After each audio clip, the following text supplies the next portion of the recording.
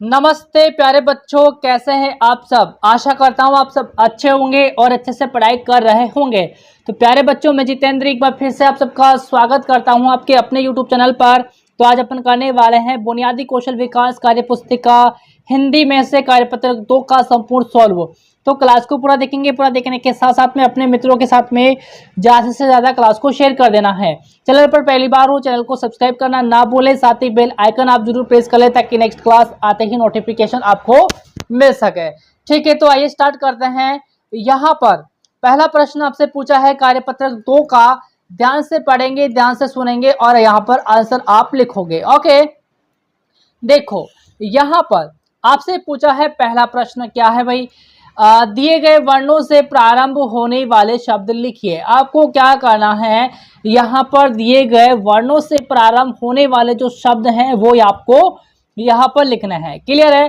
तो देखो यहाँ पर है आया है आ, तो आ से प्रारंभ होने वाला वर्ण कौन सा हो जाएगा, आम हो जाएगा, है ना। तो यहाँ पर लिखोगे आम। क्या लिखोगे बच्चा, आम यहाँ पर लिखोगे। क्लियर है। फिर ई से प्रारंभ होने वाला शब्द लिखोगे, ईख हो जाएगा। क्या हो जाएगा आपके, हो जाएगा ईख हो जाएगा, है ना। तो यहाँ लिखोगे ईख लिखोगे। ओके, फिर ओ से प्रारंभ होने वाला यहाँ लिखोगे ओस, है ना। क्या हो जाएगा, औस हो जाएगा।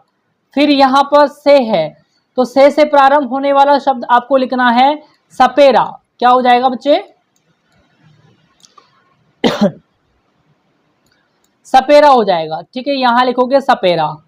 ओके, फिर एस से प्रारंभ होने वाला शब्द हो जाएगा आपका एडी। ओके, यहाँ लिखोगे एडी लिख दीजिए। आपको अच्छे से राइटिंग में आपको लिखना है। ठीक है, तो ये हो जाएगा आपका एडी हो जाएगा भाई। यहां से लिखोगे एडी। अरे यार, ठीक है, एडी। फिर आपका ते से हो जाएगा तरबूज, है ना। लिख दीजिए तरबूज।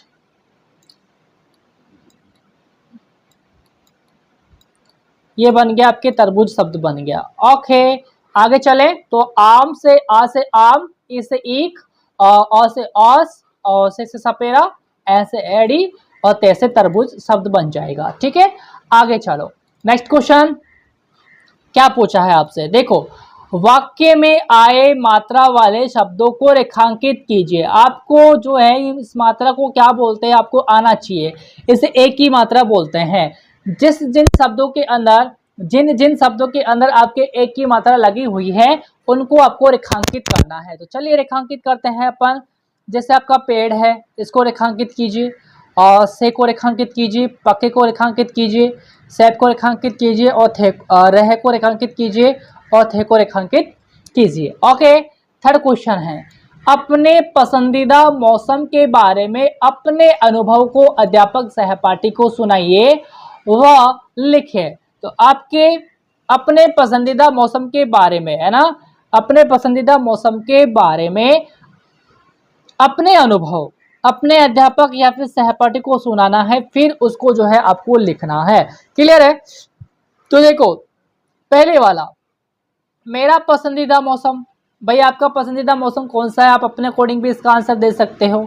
तो यहाँ लिखोगे सर्दी का मौसम। आपका पसंदीदा मौसम कौन सा है उसके अकॉर्डिंग आप उत्तर दोगे, है ना। हो सकता है आपका पसंदीदा मौसम सर्दी का मौसम ही हो, है ना। तो यहाँ हो जाएगा सर्दी का मौसम। ठीक है, क्या हो जाएगा बच्चे, सर्दी का मौसम हो जाएगा।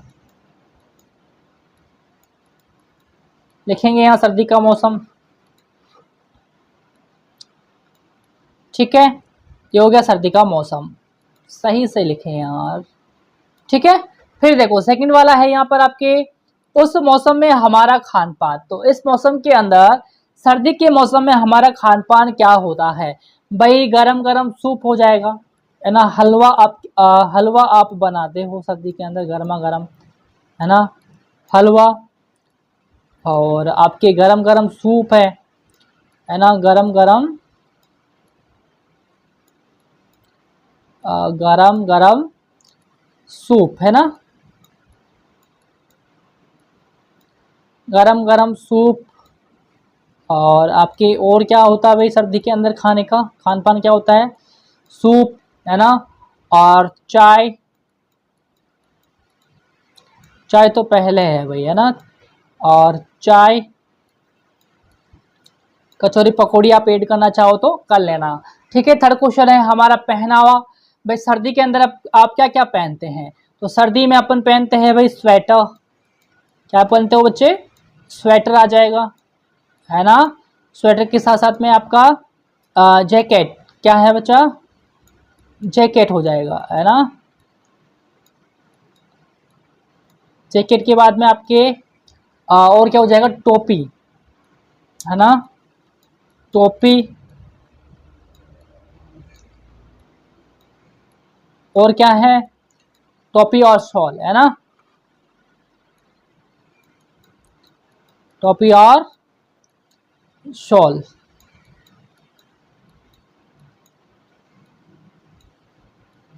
ठीक है, तो ये यहाँ पर आप लिखोगे, है ना, स्वेटर, जैकेट, टोपी और शॉल। ठीक है, ये हमारा पहनावा हो जाता है। आगे चलेंगे। देखो भाई, आगे है आपका क्वेश्चन नंबर 4 है, दिए गए प्रश्नों के उत्तर कार्यपत्रक 1 की कहानी के आधार पर दीजिए। तो आपको कार्यपत्रक 1 की कहानी के आधार पर इन प्रश्नों के उत्तर देने हैं। तो देते हैं।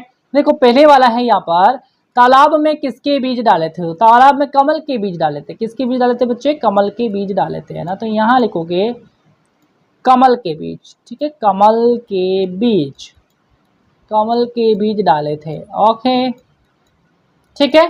थर्ड वाला देखो, गांव में खेती के लिए पानी कहाँ से आता था? तो गांव में खेती करने के लिए जो पानी आता था वो नहर से आता था। कहाँ से आता था? आपके नहर से आता था, है ना।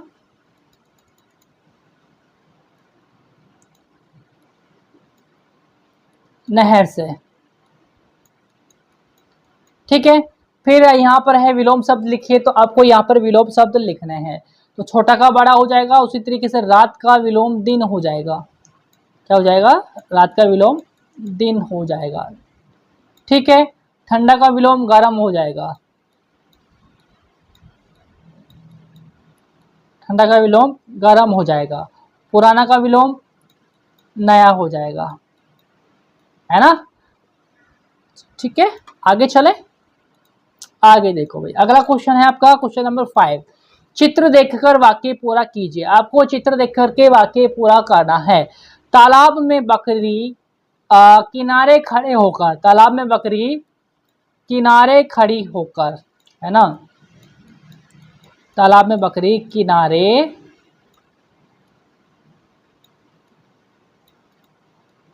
खड़ी होकर, यहाँ होकर लिखोगे,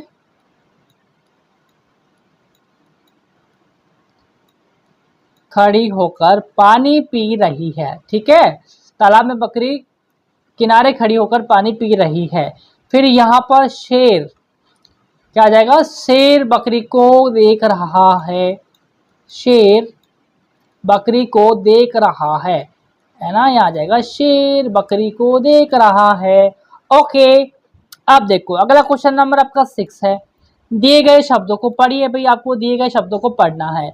जैसे कमर हो जाएगा, औस हो जाएगा, ईख हो जाएगा, महल हो जाएगा और माला हो जाएगा। तो इन शब्दों को आपको, है ना, पढ़ना है अच्छे से। तो मिलेंगे अपन नेक्स्ट कार्य पत्र के सॉल्यूशन के साथ। तब तक के लिए नमस्कार।